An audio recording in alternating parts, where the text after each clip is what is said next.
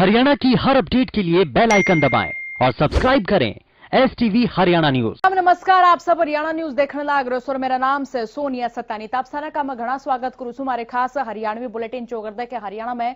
तो चौगरदे की खबर में हम सब तो पहला बात करांगे प्रदेश में जो कोरोना के आंकड़े बढ़ने लाग रहे हैं, तो उसने देखते हुए सारे नेता, सारे संतरी, सारे अधिकारी, सारे मंत्री चिंता में नजर आने लग रहे। पीएम मोदी की गेलिया वीडियो कॉन्फ्रेंसिंग के बाद सी मनोहर लाल ने प्रेस कॉन्फ्रेंस करी।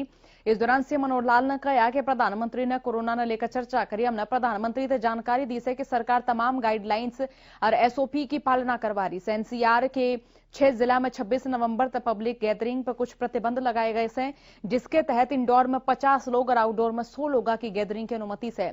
इस ढाला तक प्रदेश के बाकी जिला में इंडोर में 100 और आउटडोर में 200 लोगों की अनुमति दी जाएगी। कोरोना वैक्सीन पर सी मनोहर लाल ने कहा कि हरियाणा में वैक्सीन निर्माण पर काम चलने लग रहा है, जिसका तीसरा ट्रायल करा गया है। फाइनल ट्रायल के बाद इसके डिस्ट्रीब्यूशन खातर स्ट्रेटा तय करे जाएंगे, जिनमें हेल्थ सर्विसेज, स्पेशल सर्विसेज की गेलिया हर व्यक्ति तक वैक्सीन पहुंचे, इसने लेकर खाका भी तैयार करा जा रहा है। सीएम मनोहर लाल ने कहा है कि हरियाणा में मास्क न लगाने वाले तक 25 करोड़ रुपये आए हैं।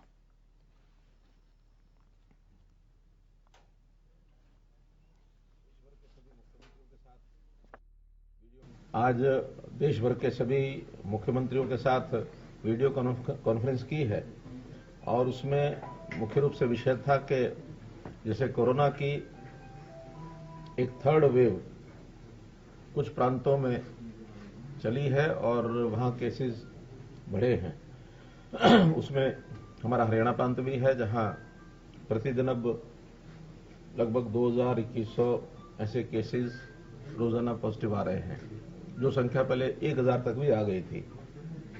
अब इस चीज को क्योंकि सारे देश भर में 8 प्रांतों को इस विषय के लिए चिन्हित किया गया था जहां केसेस बढ़ रहे हैं, उनको सबको आगे इसको कैसे रोका जाए, इसके कुछ विषय सुझाव ये सब सामने आए हैं।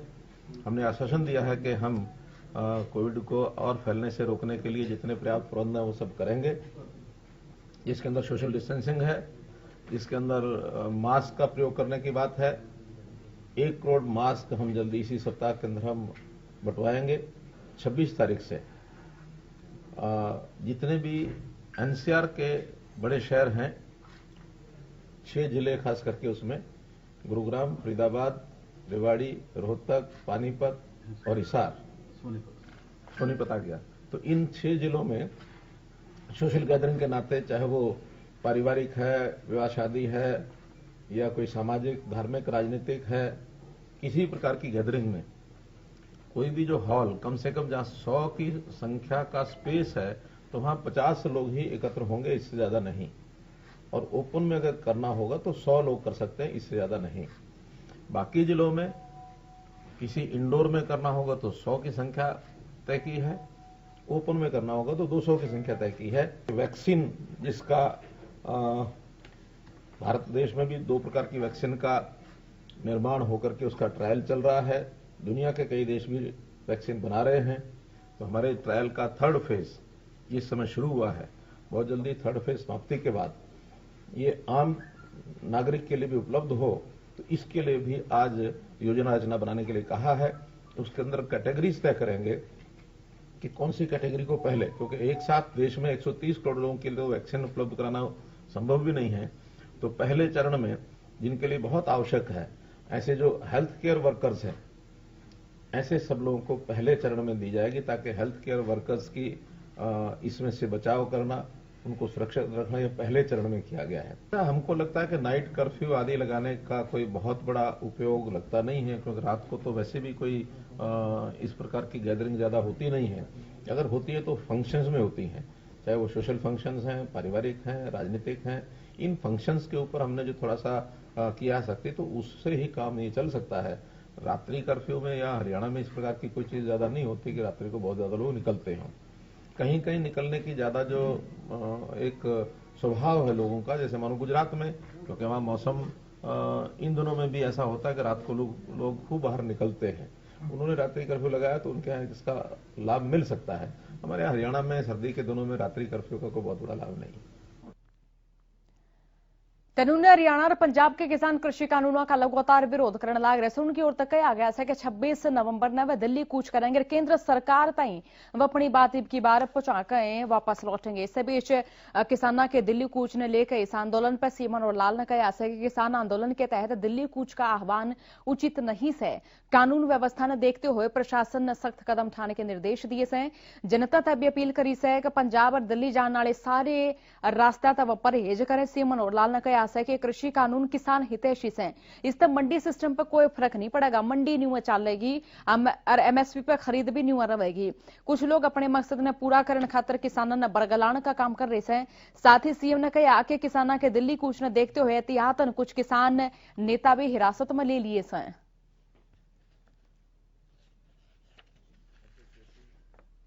जो किसान संगठनों ने दिल्ली कूच का जो एक आह्वान किया हुआ है, हम उसको उचित नहीं मानते हैं और उसको उचित न मानते हुए लॉ एंड ऑर्डर की स्थिति बनी रहे, इसके लिए पुलिस के द्वारा कुछ सख्त कदम उठाए जाने की योजना बनाई गई है कि वो सख्त कदम उठाए जाएंगे।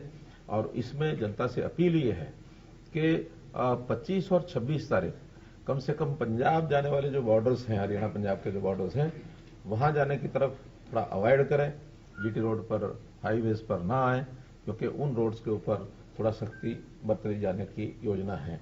और इसी प्रकार से 26 और 27 तारीख को हरियाणा दिल्ली के जो बॉर्डर्स हैं उन पर भी जाने को अवॉइड करें। इसके बिना ही अपना काम चलाए, वहां भी उन 2 दिनों में सख्ती बरती जाने की एक योजना बनाई गई है, ताकि हम किसी प्रकार की लॉ एंड ऑर्डर की स्थिति को मेंटेन रखने के लिए हमारी पुलिस जो अलर्ट है। मैं किसानों को अपील करता हूं कि ये जो कुछ किसान संगठनों ने आह्वान किया हुआ है, ये इसका कोई अर्थ नहीं है, क्योंकि जो 3 कानून केंद्र सरकार ने बनाए हैं वो किसानों के हित में हैं। उसमें हमने घोषणा की है, बार बार की है, अब फिर मैं कर रहा हूं कि हमारे यहाँ हरियाणा में न तो हम मंडियों को डिस्टर्ब करेंगे, बल्कि पहले से मंडियां जितनी है उसको ज्यादा बढ़ाने की कोशिश करेंगे। और इसी प्रकार एमएसपी भी जो हमारे यहाँ विभिन्न फसलों की तय की गई है, चाहे वो केंद्र सरकार के द्वारा धान अथवा गेहूं जो प्रोक्योरमेंट की जाती है वो तो होगी ही होगी। इसके अलावा हरियाणा सरकार ने भी बाजरा है, सरसों है, मूंग है, मूंगफली है, सूरजमुखी है, ऐसी सब फसलों के लिए हमने भी यहाँ अपनी एमएसपी के ऊपर खरीद जारी रखी हुई है और इसको लगातार जारी रखेंगे। इसके अंदर कहीं व्यवधान नहीं आने देंगे। इसलिए यही 2 शंकाएं किसानों की हैं।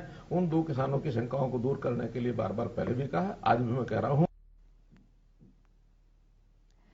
नेता प्रतिपक्ष पूर्ण भूपेंद्र हुड्डा ने प्रेस कॉन्फ्रेंस की। प्रेस कॉन्फ्रेंस करते हुए उनने कई अहम बिंदुओं पर अपने विचार रखे। उन्होंने कहा कि किसानों के मसीहा चौधरी छोटूराम जी के जन्मदिन पर किसानों की गेला ज्यादती और यो इसका दुर्व्यवहार घना दुर्भाग्यपूर्ण है। उनका कहना है कि चंडीगढ़ में कांग्रेस विधायक दल की जो बैठक हुई है, उस बैठक का ये उद्देश्य है कि वह आगे की रणनीति पर जो और बढ़िया तरीके से चर्चा कर सकें।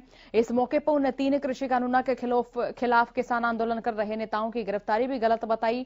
उन्होंने कहा कि देश के हर नागरिक ने शांतिपूर्ण तरीके से अपनी मांग ठाणकार आंदोलन करने का अधिकार से किसानों की जायज मांग इस ढाल से नहीं दबाई जा सकती। तो उन्होंने कहा कि जो किसान नेता से वह रात में घरां तो सोते हुए गिरफ्तार करे, यो किसी भी सूरत में सही नहीं ठहराया जाता इस सरकार तावड़े ते तावड़े गिरफ्तार नेताओं ने रिहा करे। इसकी गिला उन्होंने कहा है कि सरकार बार बार कह रही है कि एमएसपी न्यू बरकरार रहेगी, लेकिन एमएसपी राखण की बात कति ढकोसला से। जो 3 कानून लेके आए हैं, जब तक सरकार चौथा कानून नहीं लाएगी कि एमएसपी को जो है, जो एमएसपी से कम खरीदेगा उसको सजा का प्रावधान नहीं होगा, चौथा कानून लाना चाहिए। उसके लिए हम पूरी लड़ाई लड़ेंगे और इसी वास्ते एपीएमसी एक्ट में हम अमेंडमेंट लेके आ रहे हैं और किसान जो अपना संघर्ष करें, हमारा सहयोग उनके साथ। शांति प्रिय प्रदर्शन करने का सबको अधिकार है। हाँ, कोई कानून का उल्लंघन करे तो सरकार कोई कदम उठाए। अभी तो वो घर से ही अरेस्ट कर लिए गए, ये गलत है। तो कृषि कानूना पर चौगरदे के किसान विरोध प्रदर्शन करने लाग रहे से कहने लाग रहे हैं कि सरकार इसमें संशोधन करे और एमएसपी की बात बरकरार रखने की बात लिखित में जरूर दे। तनुने बाकियों के प्रदेश अध्यक्ष गुरनाम सिंह चड्डूनी ने बड़ा बयान देते हुए कहा कि 25 नवंबर ने शंभू बॉर्डर तक दिल्ली बॉर्डर क्रॉस करने का प्लान था, लेकिन ये सरकार ने घनी सख्ताई कर दी। तब बहुत से किसान नेता गिरफ्तार कर लिए। तो गुरनाम सिंह चड्डूनी ने कहा है कि अम्बाड़ा, पंचकूला, यमुनानगर, कुरुक्षेत्र, करनाल और कैथल के किसान ना तय 11 बजे शंभू बॉर्डर की बजाय मोड़ा मंडी के बाहर इकट्ठा हो और उड़ाए इकट्ठा होने की सारे किसान अपील करी से।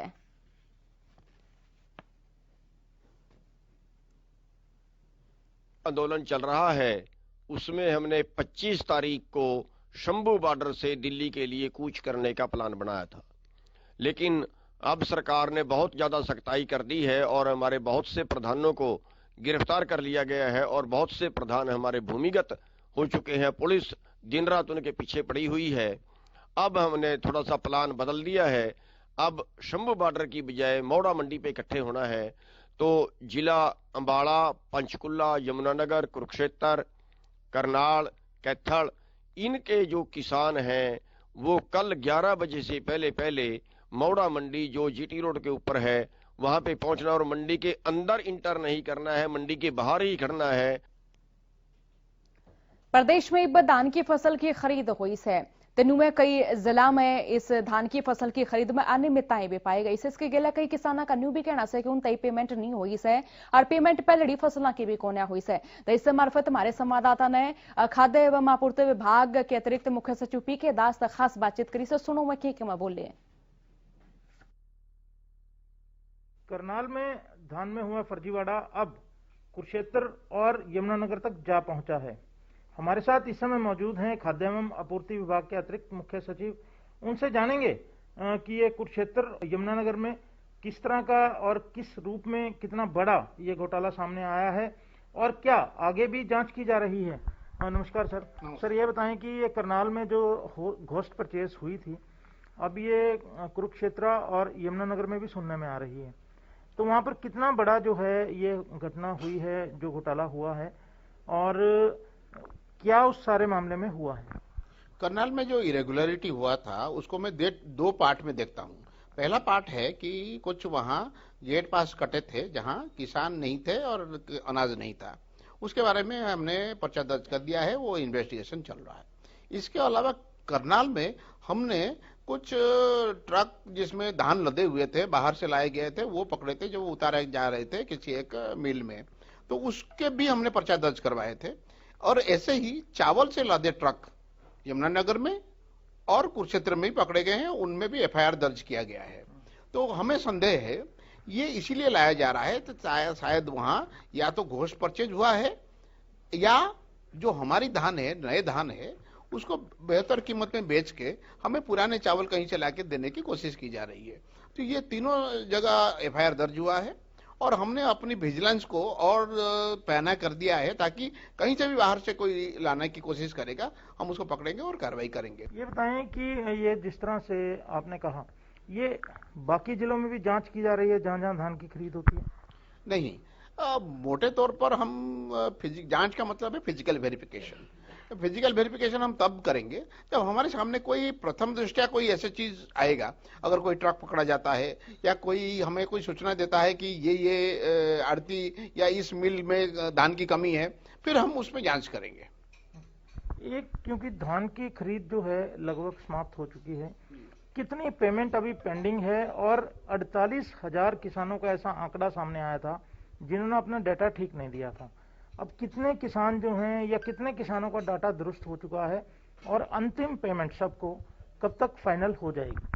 जी, धान के जो हमने कुल खरीद किया है उसमें 10,488 करोड़ रुपए बनते हैं।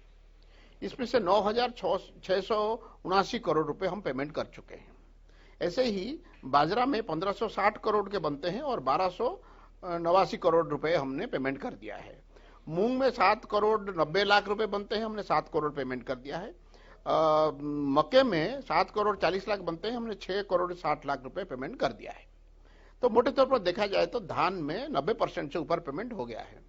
जिन किसानों का अकाउंट गलत होने की वजह से पेमेंट नहीं हो पाया था उन सबको एसएमएस गया है, उन सबको हमने अपने कॉल सेंटर से कॉल भी किया है तो अभी करीब 4,500 अकाउंट दुरुस्त हो गए हैं।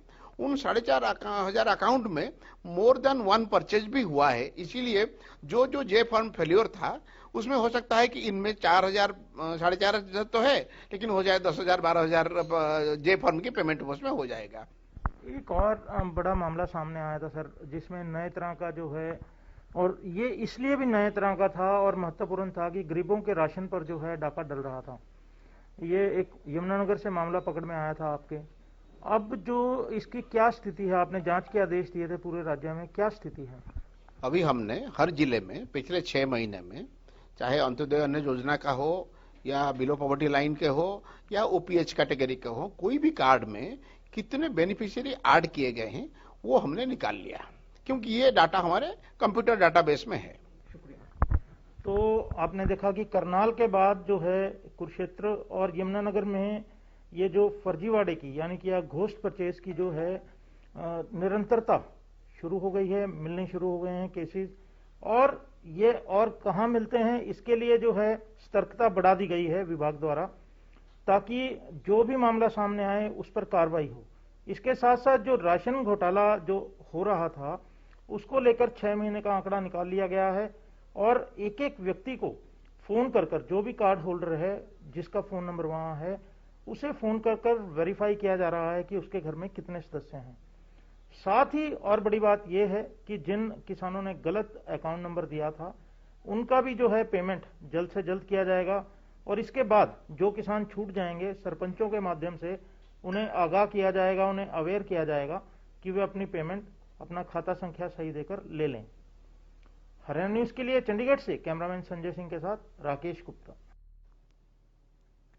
कानून अगर फिलहाल साग सब्जियां की बात करें तो किसानों ने बोण तो लाग रहे से, लेकिन रेट उन्हें ठीक नहीं मिलने लाग रहे से। जो साग सब्जी किसान 1 या 2 रुपये में बेचने लाग रहा है तो आगे वह इन सब्जियां ने जो से कि 20 या 30 रुपये किलो बेचने लाग रहे से। तो जाते ही पिछले महीने 15 तो लेकर 20 रुपये किलो के भाव तक बिकने वाली मूली के अच्छे दाम तक उत्साहित किसानों ने रादौरा क्षेत्र में काफी संख्या में मूली की फसल अपने खेतों में लाई थी। लेकिन अब मूली के जो मंडी के भाव है वह 1 से 1.5 रुपये किलो मिलने लाग रहे हैं। इस कीमत किसान मंडी ताई अपनी फसल लेकर तो जाने लाग रहे हैं, लेकिन वो खर्च भी किसान का पूरा नहीं हो पा रहा है, यानी कि उन्हें टोटा हो रहा है। तो इसे में अब दुखी किसानों ने अपनी फसल खेत तबाह लगाकर सड़क पर फेंकनी शुरू कर दी, जिस कारण अब मूली की फसल बेसहारा पशुओं खातर चारा बनी हुई है। मूली उत्पादक किसान नू कहने लाग रहे हैं कि पिछले महीने प्याज के दामों में वृद्धि हुई, जिससे मूली सलाद के विकल्प के तौर पर काफी इस्तेमाल करी गई थी, जिसके चलते उस वक्त किसानों ने 1 एकड़ मूली की फसल 1 से 1.5 लाख रुपये तक की रुपये में जो करवा बेची थी, जिससे उन्हें घना मुनाफा होया। और उससे तो उत्साहित होकर काफी किसानों ने मूली की फसल अपने खेत में लगाई थी। किसानों का कहना है कि मौजूदा टाइम में क्षेत्र में फसल गड़ी होने के कारण ये मंडी ताई फसल न ले जाने में भी इब सोचने लाग रहे से खर्चा पूरा होगा या फिर नहीं होगा। इसे में कुछ किसान ऐसे हैं जो इन मूलिया ने चारे के तौर पर इस्तेमाल करने लाग रहे हैं, तो कुछ इन सड़क पर फेंकने मजबूर से। तो सर अभी काफ़ी टाइम हो गया, मूली का रेट बढ़िया था और एक ही लेवल पे मतलब 15 से 20 रुपए किलो तक मूली बिकी है। और बिकते ही इसमें अपना जो है लोगों को अच्छे फायदे हुआ, 1.5 लाख रुपए के किले निकले हैं लोगों के। और उसके बाद जैसे ही गेहूँ ये अपना जीरी कटी, जीरी के कटने से उसके बाद जब खेत खाली हुए तो लोगों ने रेट देखने के बावजूद देखा भी 1-1.5 महीना बचता है पीछे, तो इसमें सब ने ही मूली लगा दी। अभी देखा जाए तो मूली तो इतनी लग चुकी है, इतना चली भी रही है, और रेट का देखा जाए तो 1-1.5 रुपये किलो मतलब रेट लगा हुआ है। तो उसमें खर्चा पूरा नहीं होता? तो खर्चा क्या सर, इसमें अब आप लगा लीजिए, अब मेहनत भी लगाए इसमें, फिर खेत से पाटनी भी है और फिर मंडी तक पहुंचाना होता है, तो उसमें मतलब बचता कुछ नहीं है। मूली की बेकदरी, एक तो अभी जमीन में थोड़ा सा इसका कीड़ा आ गया है, मूली का नीचे लगना, उसके लिए इसको उठाने पर है।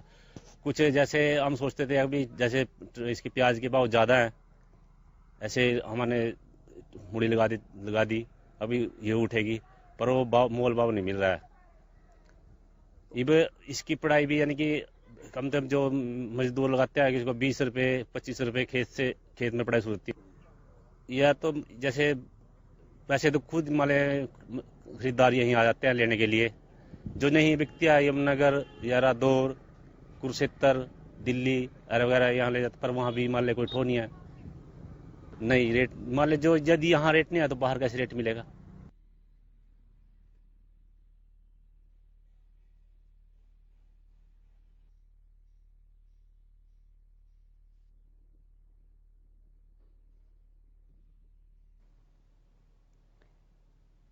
तो चलो एक बड़ी खबर सारे दर्शकों ने बता दें। इस टाइम की बड़ी खबर शामी आने लग रही है, जो कि फतेहाबाद तक शामी आने लग रही है। किसान आंदोलन को लेकर अलर्ट पर प्रशासन।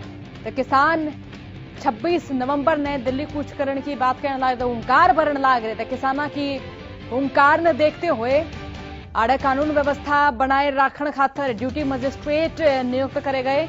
सारे विभागों तैयारी राखण और अपडेट रहने का आदेश दिया से। बड़ी खबर जो कि इस टाइम फतेहाबाद शामी आने लग रही है। किसान आंदोलन ने लेकर प्रशासन अलर्ट पर है।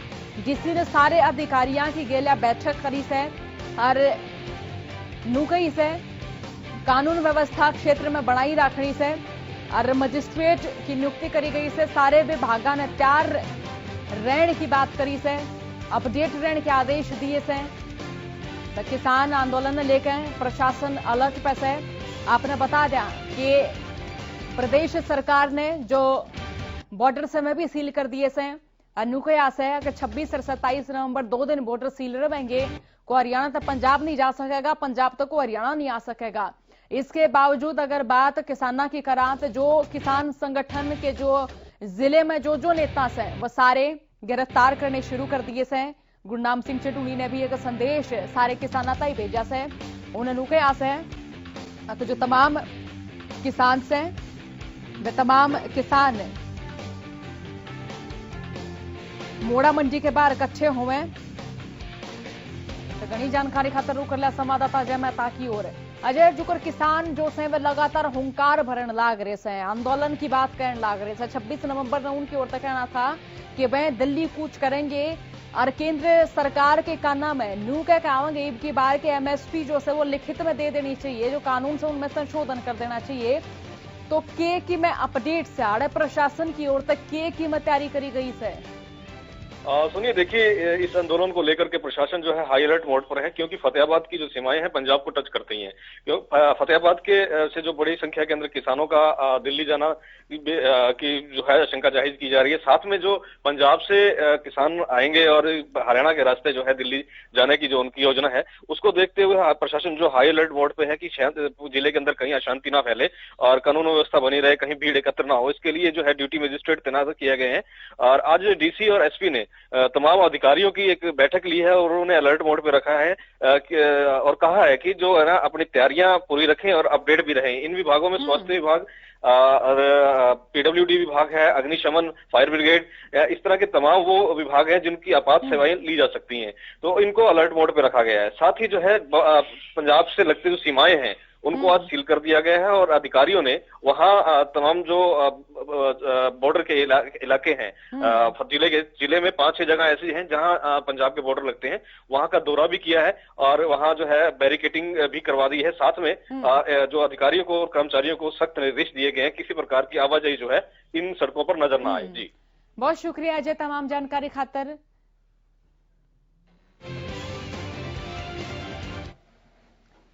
तो किसान तो जो से कि वह हुंकार भरन लाग रहे से कि 26 नवंबर ने वह दिल्ली जाकर रहेंगे, लेकिन ये वो किसाना की गेला जो दूसरे संगठन से वो भी खड़े होते नजर आने लाग रहे से। तनु सिरसा बस अड्डे पर हरियाणा रोडवेज तालमेल कमेटी के सदस्य कर्मचारियों ने कर्मचारी विरोधी नीतियों के खिलाफ प्रदर्शन कराया। जिक्र प्रदर्शनकारियों का कहना है कि कर्मचारी विरोधी नीतियों के विरोध में 26 नवंबर में होने वाली राष्ट्रव्यापी हड़ताल में रोडवेज के तमाम कर्मचारी शामिल होंगे। बस अड्डे में पूरी ढाड़त है, पैन और चक्का जाम रहेगा। कर्मचारियों का कहना है कि निजीकरण ने बढ़ावा देकर कर्मचारियों के हित पर प्रहार कराया जा रहा है।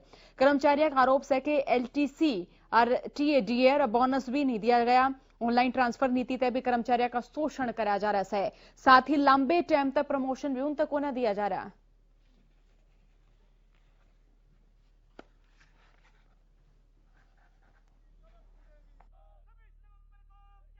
आज का जो हमारा ये प्रभात फेरी कहते हैं, गुस्सा दिखाना सरकार को, 26 नवंबर को जो राष्ट्रव्यापी हड़ताल में तालमेल कमेटी स्टेट के आह्वान पे तमाम डिपोओं के कर्मचारी बढ़ चढ़ के भाग लेंगे। और सरकार को चेतावनी देते हुए बता देना चाहिए, टाइम रहते हुए जो मांग और मुद्दे उनको मान ले, वरना इससे भी तीखे आंदोलन के लिए तैयार रहे। 26 नवंबर को पेन और रुपया पूर्ण रूप से जाम रहेगा। कर्मचारियों तमाम मांगे हैं, तो निजीकरण का विरोध कर रहे हैं। एक हमारी LTC TADA खा रही है सरकार, बोनस खा रही है 5 साल का। तमाम मांग और मुद्दे हैं, खाली पड़े पदों पर प्रमोशन नहीं कर रही। क्लर्कों को प्रमोशन के नाम पे आज तक कभी प्रमोशन हुई नहीं।